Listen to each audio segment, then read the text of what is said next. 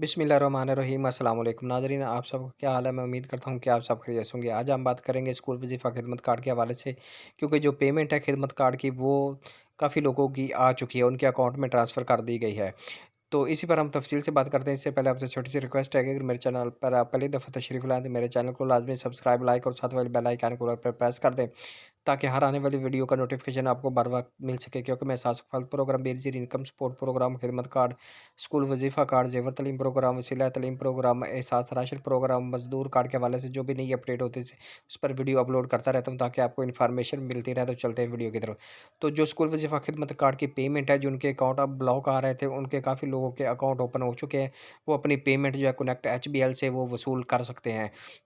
तो आपने पेमेंट जब वसूल करनी है तो कनेक्ट जो एचबीएल बैंक वहाँ नहीं जाना, जो कनेक्ट एचबीएल है, एचबीएल की मिनी फ्रैंचाइज़ उसके पास जाना है। जो एहसास फ़र्द बेनज़ीर इनकम सपोर्ट के पैसे देते हैं, उनके पास ये सहूलत मौजूद है, वहाँ आपने जाना है।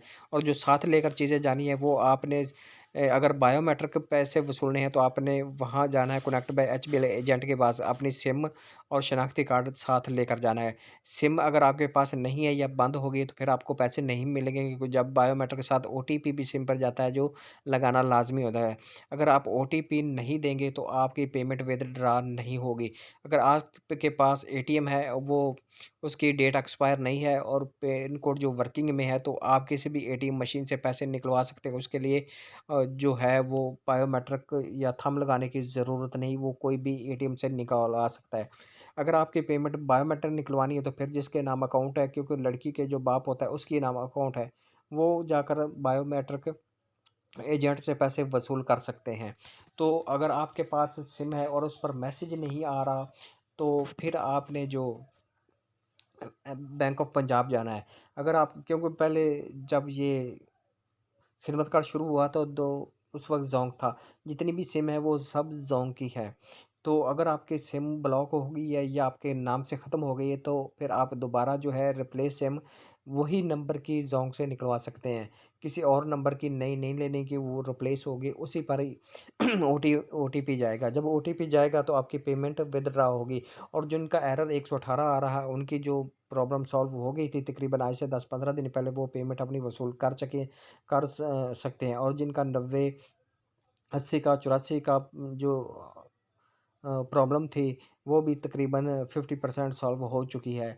लेकिन जो सीएनएस एक्सपायरी डेट है या ट्रांज़ैक्शन नॉट कंप्लीटेड का जो एरर है, वो तकरीबन कुछ 25% 30% तक रह गया है। बाकी की जो कंप्लीट एरर है वो ख़त्म कर दिए गए हैं, जो पेमेंट अपनी विथड्रॉ कर सकते हैं। और एक और बात, जो लड़कियां स्कूल छोड़ चुकी हैं, मसलन जिन्होंने 1-2 दफ़ा पेमेंट वसूल की है और वो स्कूल छोड़ गई हैं या सेकंड ईयर, थर्ड ईयर में, फोर्थ ईयर में पढ़ती हैं, वो भी अपना अकाउंट लाज़मी चेक करवाएँ, उनकी भी पेमेंट आ चुकी है। और जिन्होंने तकरीबन 5 से 10 दफ़ा पेमेंट वसूल की थी, सिर्फ़ उनकी नहीं आई। जिन्होंने एटीएम कार्ड 9th या 10th में बना था, तो उनको 1-2 दफ़ा पेमेंट खिदमत कार्ड की मिली थी, फिर दोबारा उनकी पेमेंट नहीं मिली। वो अपना लाज़मी अकाउंट चेक करवाएँ। अकाउंट चेक करवाने का तरीका ये है कि आप शनाख्ती कार्ड जो है, कनेक्ट बाय एचबीएल के एजेंट के पास जाएँ, जो एहसास कफ़ालत के पैसे देते हैं, उनसे अपना बैलेंस चेक हो सकता है। जो अगर आप हेल्पलाइन से चेक करवाना चाहते हैं तो वो फिर 042 111 ट्रिपल 3 267, इस पर आप हेल्पलाइन पर कॉल करके भी अपना जो है बैलेंस मालूम कर सकते हैं।